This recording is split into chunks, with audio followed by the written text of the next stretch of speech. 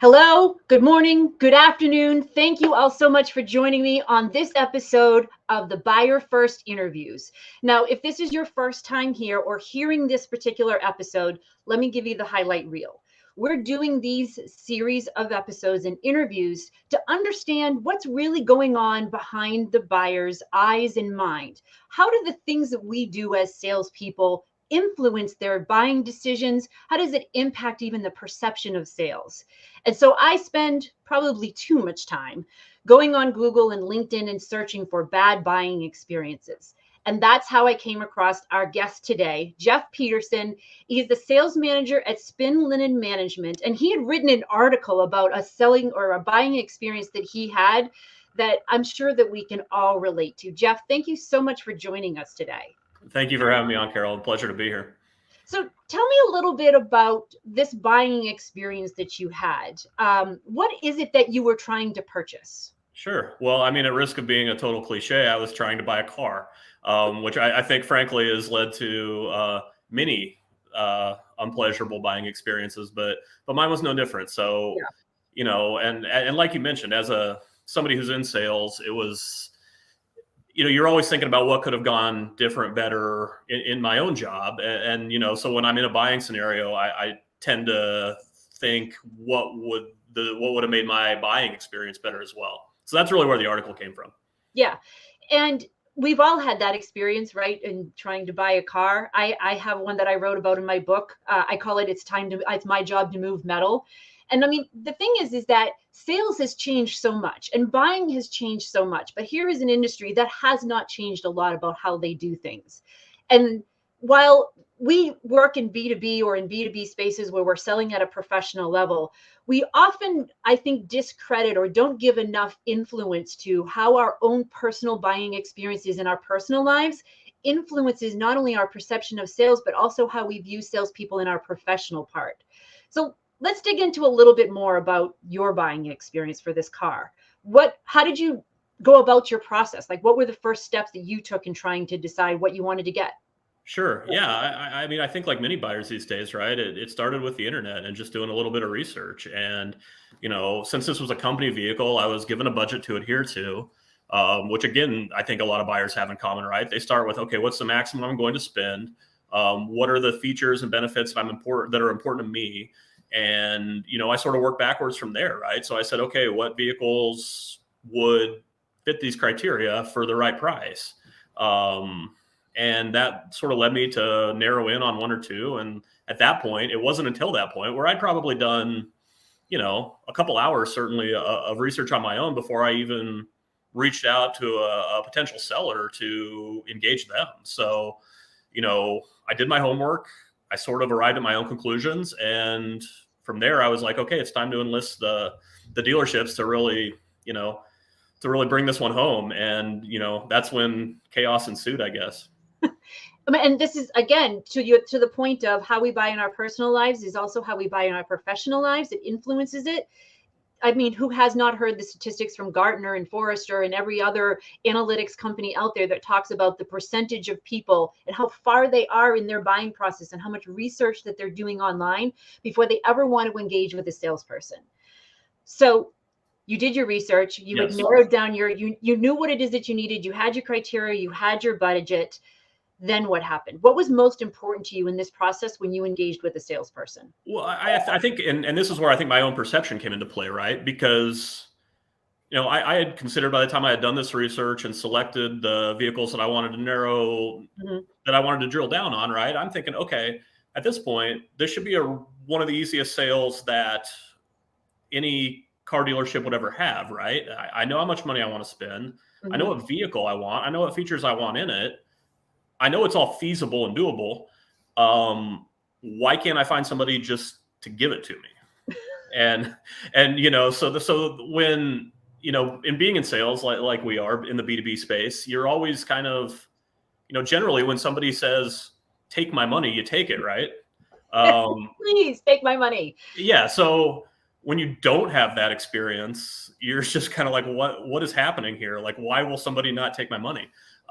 So anyway, I mean, I reached out to, no exaggeration, 10 or 11 different dealerships. I mean, that was sort of the other, I guess, democratizing force in all this is that the internet has really allowed us to cast a wider net. Certainly in my time in sales and with my experience, which is about 15 years, I feel like that has become much more of a thing. I mean, the buyers are just more educated now, and I see that all the time in my world. And, you know, I felt like I was one of those educated buyers. And, you know, so really at that point, it was just about, you know, how is somebody going to take my money? And when nobody would, I was like, man, this is a really flawed selling model. And I just would, you know, and then you start wondering, like, what would you do better? What would you do differently? So then I just sort of wrote my article based on that, like some of my own conclusions.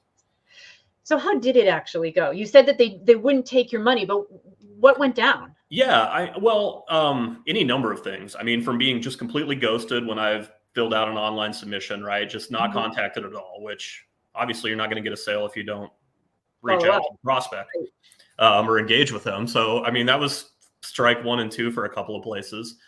Certain places, you know, misrepresented pricing a lot and tried to do a lot of deceptive things, tacked on surcharges, you know, said things were mandatory at their specific dealership. And when I questioned why, they couldn't really explain that. Just, you know, stupid car dealership fees like the, you know, rust protection and the dashboard, you know, I don't know. They put the dashboard protectant on there to stop it from ever cracking or whatever. You know, just a lot of ticky-tack surcharges and stuff like that. And, you know, and then treating me when I had expressed that this is a company vehicle, and they acted like, you know, so they weren't even listening to what purpose I was going to use it for. Right. So they were talking about features and benefits that might have appealed to somebody who was going to be lugging around a lot of kids or things like that. Or, you know, they just weren't listening to the kind of buyer I was. I said, I don't really need a lot of that stuff. I just need this specific set of criteria here. And then they wouldn't give it to me. And then the pricing was insanely frustrating just from, you know, I gave them my budget, and then a couple of them would just come in $5,000 over it. And I'm like, guys, if you can't do it, just say you can't. Like, I'm actually like, and I teach my sales reps this too. Like, if we can't make a deal at the price a buyer's requesting, let's be transparent about it. You know, that credibility and that honesty and that integrity that'll pay dividends in some fashion, right? And then this industry on the whole doesn't seem like they really grasp that concept. So it was a litany of things, but just overall, just, you know, not listening to the buyer, not empathizing, not, you know, selling at a high trust level. It was mostly those were like the macro symptoms. And how is it that you can actually trust someone if they won't even listen to you? Right. Well, yeah. And then, you know, they clearly put them and their company's best interests over mine, which I get it. I mean, everybody has to it has to be a mutually beneficial transaction. I understand that. I sell myself, you know, so I get it. You can't enter into deals that are unfavorable, but, you know, I think in that scenario, when the worst thing you can do is misrepresent what, you know, your intent is and what you're selling. So when you encounter that, it's definitely a turnoff. It doesn't make you feel listened to. It doesn't make you feel like you can trust the person on the other side of the table, you know. And I hate picking on. I kind of feel bad because I picked the most stereotypical bad buying experience industry ever that we're talking about here. And I'm sure there are wonderful dealerships that do things the right way all over the country, but, you know, this is an industry that generally is notoriously unfavorable for, you know, in these kinds of situations. And it makes me question the entire model of why they have to sell vehicles this way.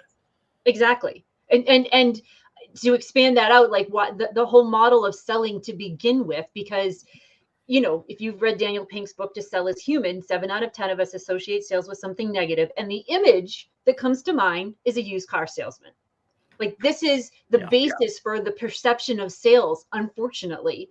And the next part that's most unfortunate about that is that whether you're selling software or linens or anything else, this is the perception that buyers have been bringing into it, and it's only getting reinforced by the interactions that they're having with sellers. Yeah, and I think that's true. Everybody's bought a car, or most people have, and, you know, if they had a negative experience, the next time they're in a sales scenario, right, you're going to be, you know, countering that as a salesperson with a lot of baggage that isn't entirely of your doing, and so it's just another hurdle that we all have to kind of hop over in order to gain trust and earn the buyer's respect. And, you know, sell things the right way with empathy and trust and the values that we all bring to the table, because sales is an honorable profession when done correctly, and I'm passionate about it. And I don't like to see things and industries and bad faith actors sully the entire industry. It's a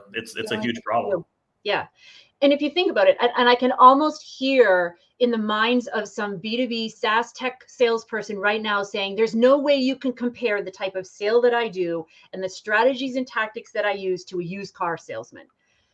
So then let me just ask everyone out there who might be listening, is when was the last time a customer said that this is my budget and I can't go over it, and you said, let me go talk to my manager? We've all been guilty of that at some point, whether you're a used car salesman or if you're selling SaaS Absolutely. tech or anything else. And so it permeates inside of the industry. Now, you would share that this was frustrating for you, that it made you feel unheard and not listened to. But you did end up buying something, correct? I did. I did, of course. Like all stories, this one has a happy ending. Yeah. I ended up with a brand new 2022 Ford Escape that I just drove back and forth to Des Moines, Iowa. It's working great. I found a dealership that met all my criteria. Unfortunately, and this is no joke, I mean, I live in Omaha, Nebraska, right? Yeah. I had to fly to Chicago and then take an Uber to Michigan City, Indiana to get this vehicle. So, when we talk about the internet democratizing things, for this one particular car dealership, I mean, what a cool, powerful tool that they have at their disposal, right? They were able to kind of give me exactly what I wanted, and at a price that made it worth it for me and my company, to buy a one-way ticket to Chicago and then essentially drive the vehicle back. I'm like, hey, if I'm saving a couple grand and I'm getting everything exactly what I want, I got a day to kill here to do it. It's worth it. So ultimately happy ending, but man, it just, the process could have been a lot less arduous. And, as a buyer, there's so many things I wish could have happened, so I didn't have to buy a plane ticket, but here we are. Well, you did. That's the thing that's most striking to me in all of this, is that you had such a bad buying experience with someone who was local. And I want to dig into what was good about the experience that you did have, that you would be willing to hop on a plane to go there to actually purchase the vehicle from someone else who is not local. So what did they do differently? Yeah, well, I mean, I think it started with responsiveness, right? I told them what I wanted. They said, hey, I think we've got something for you. Let me check. And, part of this, I mean, to be fair to the auto industry on the whole, this was kind of, I know supply chain was disrupted and stuff like that. So I don't want to sit here and pick on all these individual dealerships. To some degree, we were kind of looking for a needle in a haystack here. So that's all fair. But, they didn't say yes. They didn't say no. They said, I think we have it. Let me do some research. Let's get back to you. And then they came back and they had 2 or 3 palatable options and said, hey, would any of these fit the bill? And I said, yeah, I'll take option B. I think that looks great. Like, can you work me up a detailed quote that shows me all the fees, all the charges? Transparency was a big part of this process that I found lacking on the whole. So, when I got the quote and it was, down to the dime for what we ended up ultimately deciding, I mean, there wasn't even a negotiation. It was, hey, I'm ready to pay this. Can you guys do it? They said, yes, here's what it looks like. They laid out the entire scenario with all the fees, all in, nothing hidden. And I mean, no joke, I paid right down to the penny what they told me I was going to, which was refreshing, frankly. Right. I mean, there's always something, right? But no, they made it super easy. And outside of like traveling to Chicago, I mean, I was probably in and out of the dealership, picking up the vehicle, signing paperwork, doing all the things that, can take up a lot of the buyer's time. Mm-hmm. I was probably in and out in an hour, full tank of gas, washed, spotless vehicle. I mean, so that was all good. I just really appreciate the care and concern and communication and transparency. Those were the things that differentiated them. Yeah. And just even the experience itself, you were there in and out in an hour. You didn't have to spend half of the afternoon there, doing paperwork or wondering about why this was added to it later on. So it was the buying experience, but then it sounds like even also the onboarding experience lined up with the buying experience that you had. There's no question.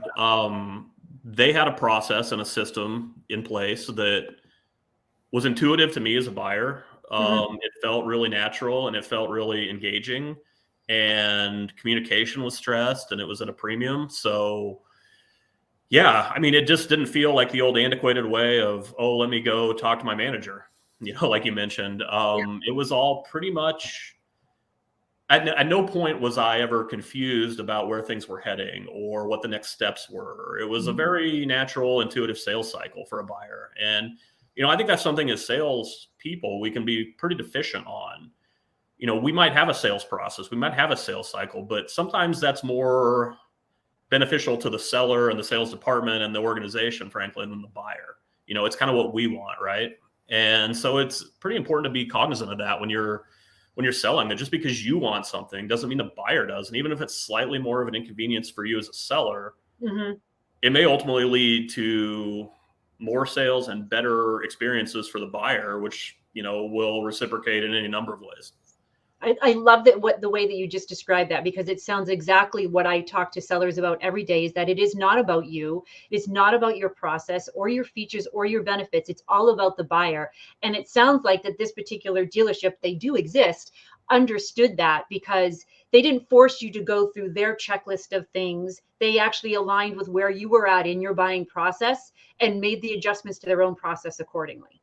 Absolutely. And yeah, on the whole, I do feel like that's what most of the industry in the car world, from my anecdotal experience, I've never worked in it, but yeah, I think it comes down to respecting your buyer and, understanding that they do probably know a bit more about the item in question that they're going to buy than maybe they did 10 years ago. So let's meet them at their level. Like, let's treat them as peers in this process, and let's strive for a mutually beneficial outcome.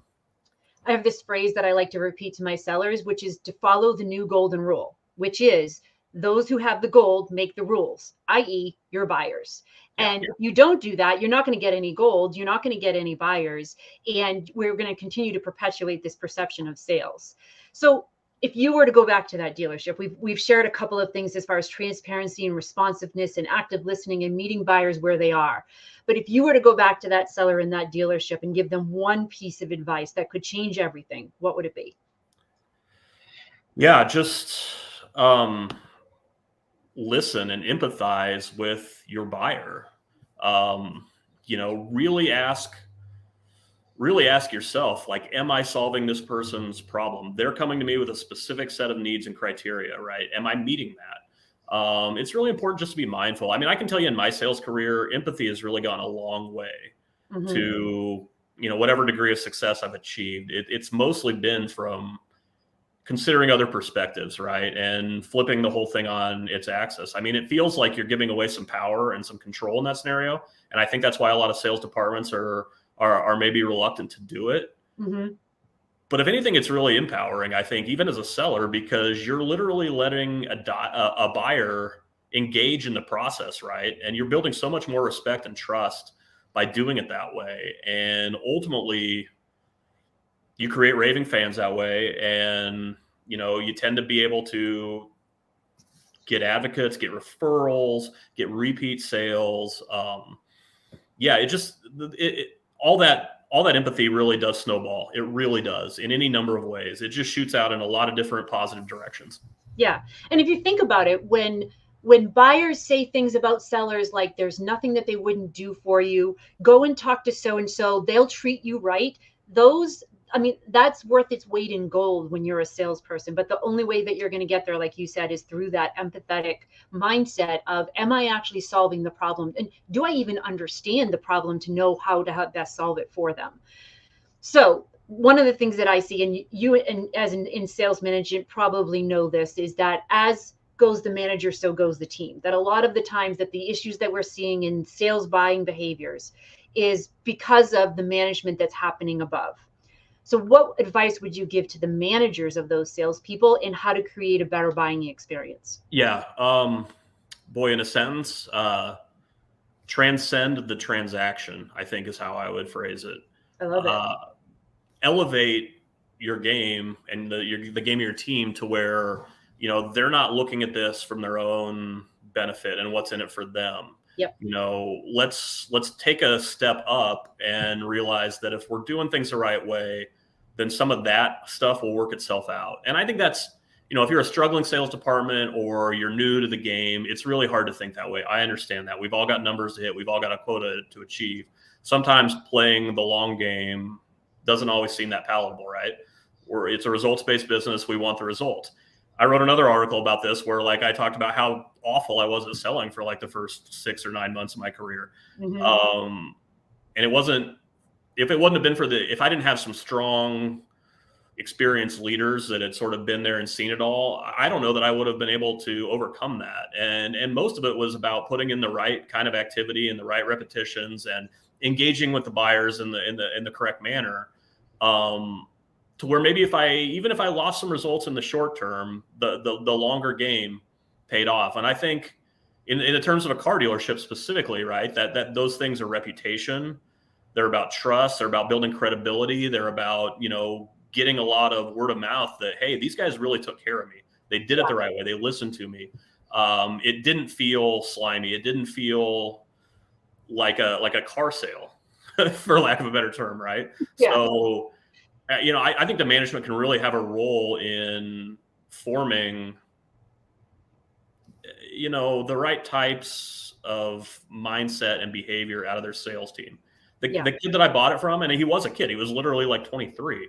I think he would have been someone that I would hire, just because I was really impressed that he seemed to intuitively sort of understand that stuff. Which isn't common, frankly, for somebody who's probably been selling less than a year. Yeah. So when you think about going forward with this, and I understand there's this hierarchy that happens, right?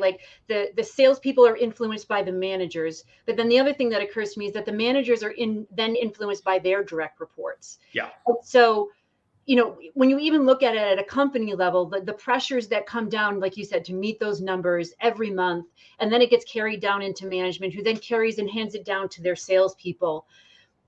And this isn't a question that we planned on, but I'm curious as to your thoughts of what do you think needs to happen, even in leadership, for us to be able to then really focus on what the buying experience is?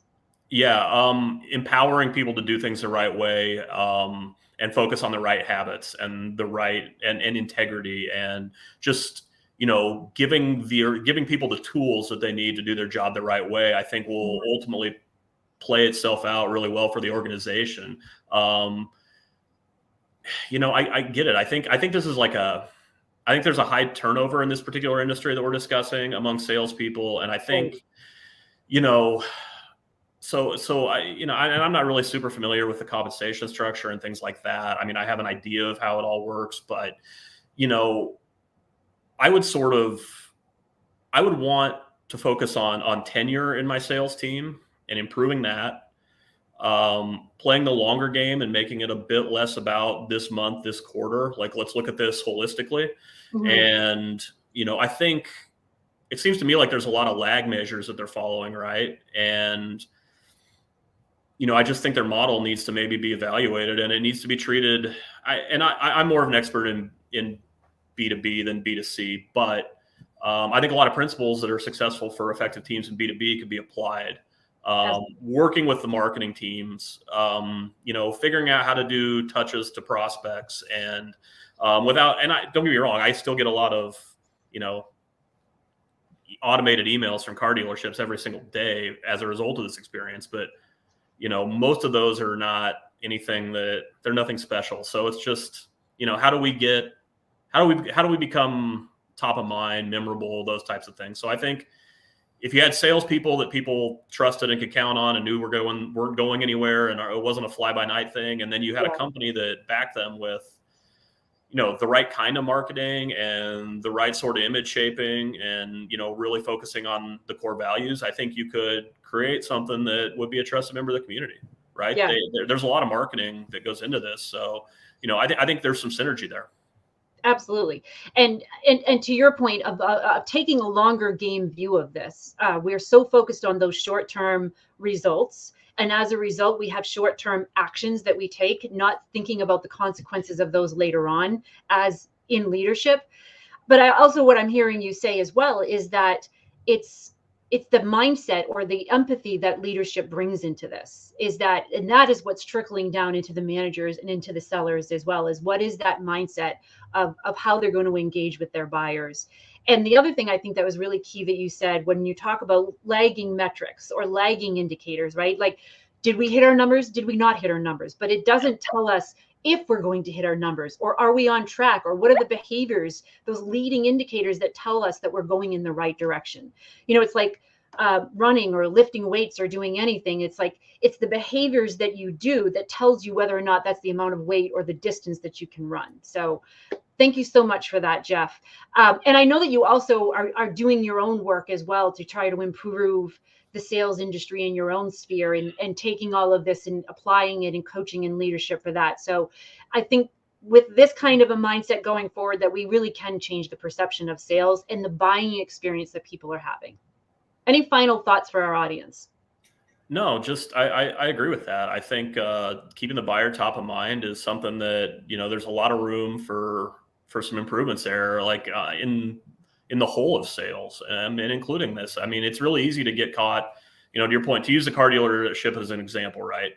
It's really easy as an upper management or an executive to say, guys, we got to sell some more cars today, like no questions asked. Mm-hmm. Well, what you're really doing there is you're instilling a pattern of, this is about us. Yeah. Right. The right question to ask might be, how are we going to make more buyers satisfied? Right. Mm-hmm. To me, we might fundamentally be doing the same thing, but just that shift in mindset, I think, is missing sometimes. And, that's my takeaway from this experience. And yeah, I write articles to, first and foremost, clarify my thoughts around a specific situation that I'm facing. And if it benefits anybody else, that's great. But truly, it's sort of to codify my philosophy, so to speak. And, in this particular experience, I mean, my takeaway was, hey, we really do need to eliminate ourselves from a selfish, what's in it for me type of a mentality, and really focus on those good outcomes for the buyer. That's what's going to pay more dividends.